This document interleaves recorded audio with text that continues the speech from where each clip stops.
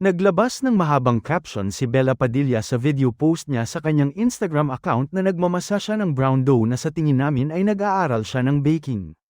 Mula sa awitin ni Alec Olsen na Someday I'll Get It ang background music ng aktres na tungkol sa taong nawala sa kanya at nagdulot ng sakit na hanggang ngayon ay dala-dala niya. Pahayag niya, I use this song for work, when I need to release big emotions at the end of the day. When I'm not working, I avoid it at all costs. But today, I let myself be upset. Since the year started, I've received so many blessings, new projects offered and completed, movies doing well in theaters and streaming, shoots, covers, personal projects, travels, nominations, recognitions. So when a few sad things happened, and with the backdrop of what's been happening in our country, I felt like I had no right to complain. I stayed quiet, probably shocking to some, since I usually speak up for what I believe is right and lend my voice to the silent.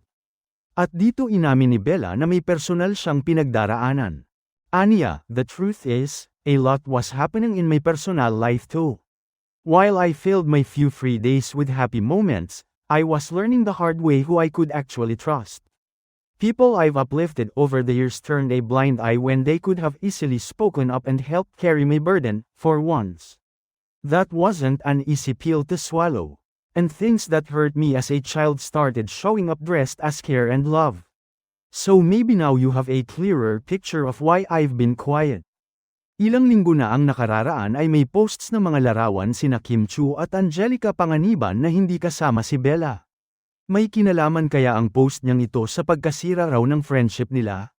Matatanda ang hinanapan ng reaksyon si Bella sa viral photos ni Kimi at Ang, pero dedma ang una at ngayon lang siya nag-post. Say niya, recently, I've started finding my voice. I've started pushing back. The problem with being compliant your whole life is that people get startled when you finally say enough. Just the sound of your voice can offend the people who hurt you once you start naming what they did. That's okay, don't be scared. If you're in the same boat, I haven't figured it all out either. But I figured it out today. My advice, if you need to get through today, listen to Someday I'll Get It on loop and give yourself a good cry. You'll feel better. Tomorrow, we'll figure out the next steps again. And someday, we will actually get it. Maraming komentong nagpahatid ng suporta kay Bella at isa-isa niya itong sinagot ng pasasalamat. Pero itong isang fan ay iba ang post, baka naman di pa handa at on-he lang pa. Ang taong tinutukoy mo, not all are confrontational. Kailangan din nating maging patient at mag-self-check. True friendship is unconditional. Sagot ng aktres, I'm the least confrontational person you will come across. This post wasn't directed toward specific people. But if you interpret it that way, that's on you.